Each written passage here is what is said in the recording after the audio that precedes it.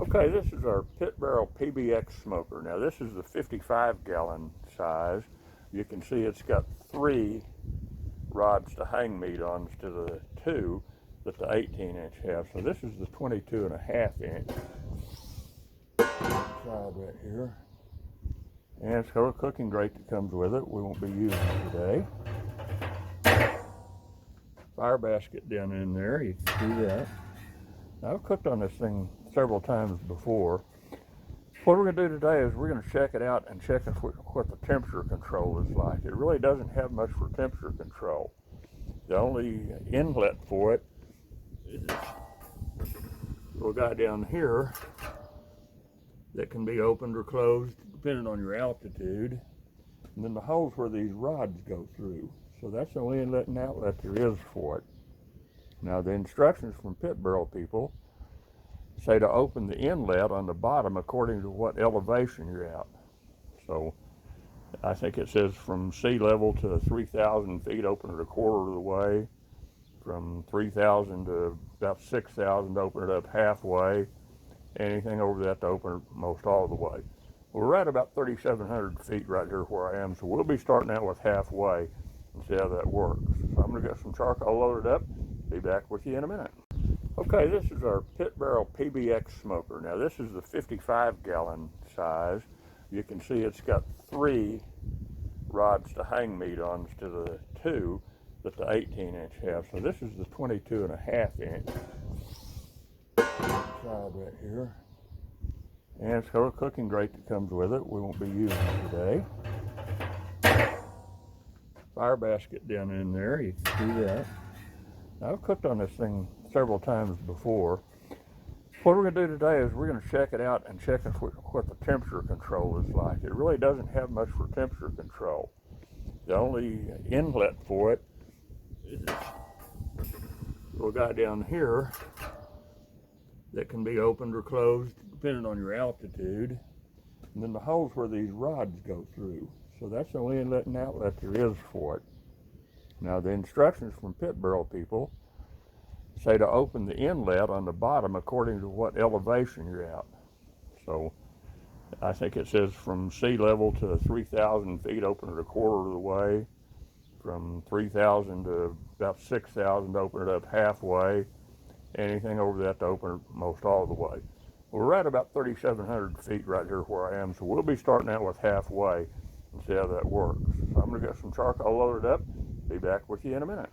Okay, we'll put about 2/3 of a basket full of charcoal in a charcoal basket. We're getting our briquettes going in our chimney here. The instructions say not to let it go over 20 minutes. I didn't fill the chimney quite all the way full, so we'll take it off about 15 minutes.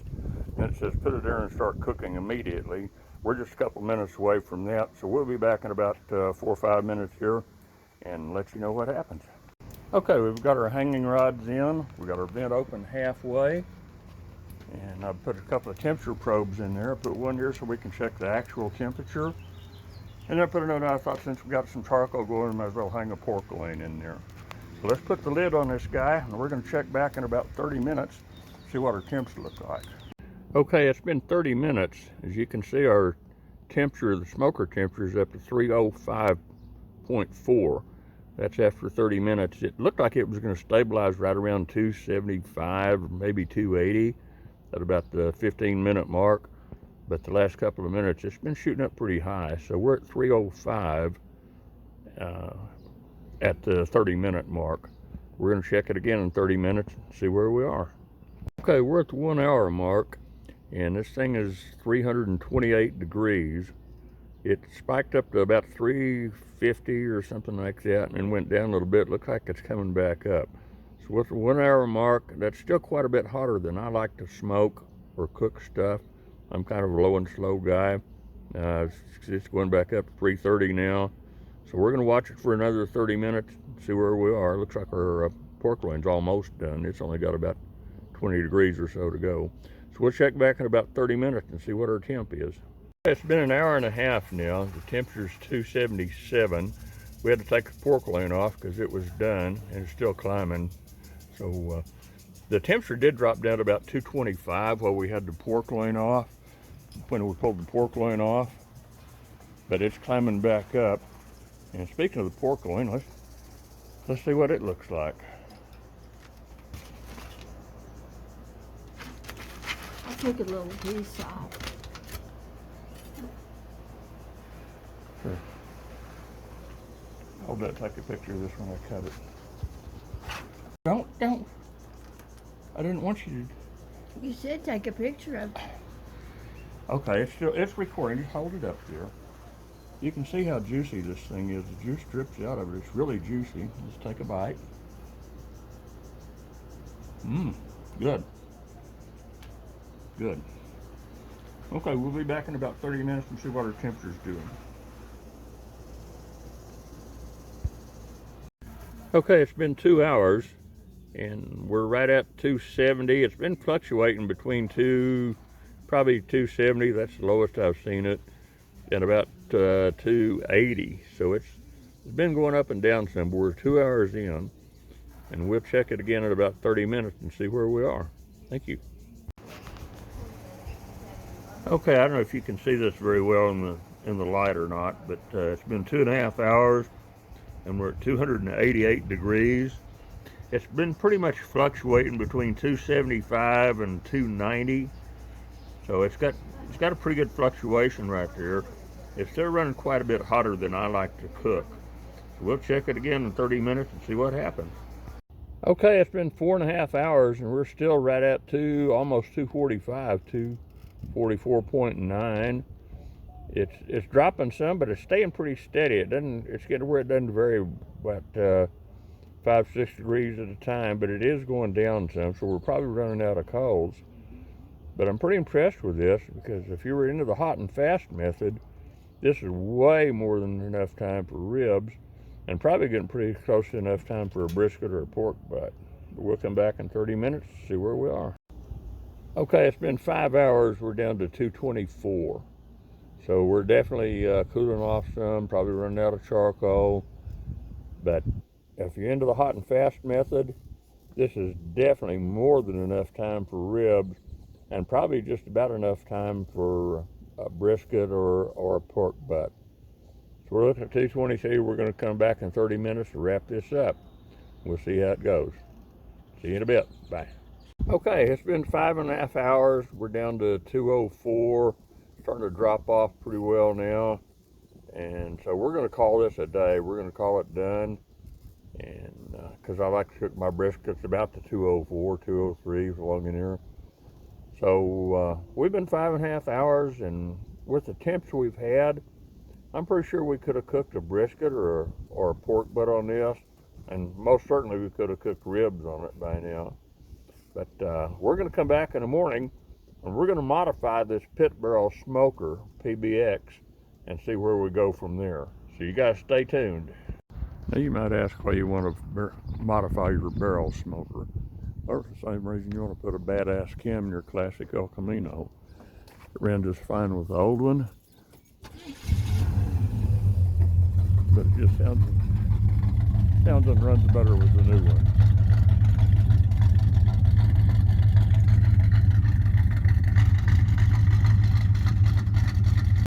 Okay, today we're going to make a couple of modifications.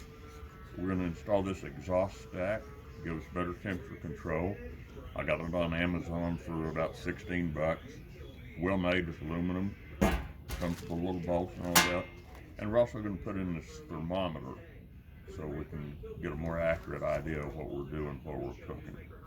So I'm going to get these put on here in just a second, and we'll be right back. Okay, turn it off. How did I turn it off? You did. We've got our hole cut for our exhaust stack.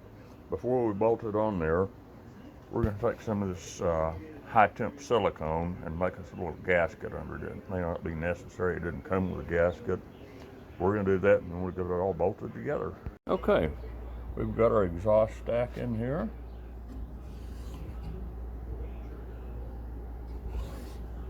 And we've got our temperature gauge in here. Do you notice I offset the temperature gauge a little bit to the right side of this because the PBX model has 3 of the rods to hang on instead of 2 with the regular pit barrel smoker. so I'll set it to the right just a little bit so it wouldn't interfere with the center smoking rod. So we got just a couple more modifications we're going to do. I'll show them to you here in a second. And we're just about ready to start cooking again. Okay, we've got our exhaust stack and our thermometer mounted. The only other thing we're going to do to this is we're only going to be using the center rod to smoke on today. So these are 1-inch diameter magnets, and they're, as you can tell, they're $6 for $1 at Hobby Lobby if you've got a Hobby Lobby next to you. So we're going to take these 1-inch diameter magnets, and we're just going to stick them right over the holes that we're not going to be using. Which should effectively block off any excess smoke coming out.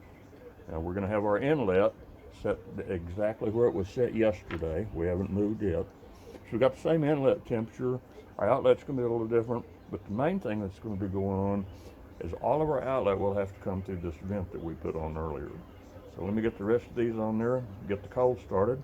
I'll be right back with you. Okay, we've got our charcoal lit. We use the same amount of charcoal we used yesterday.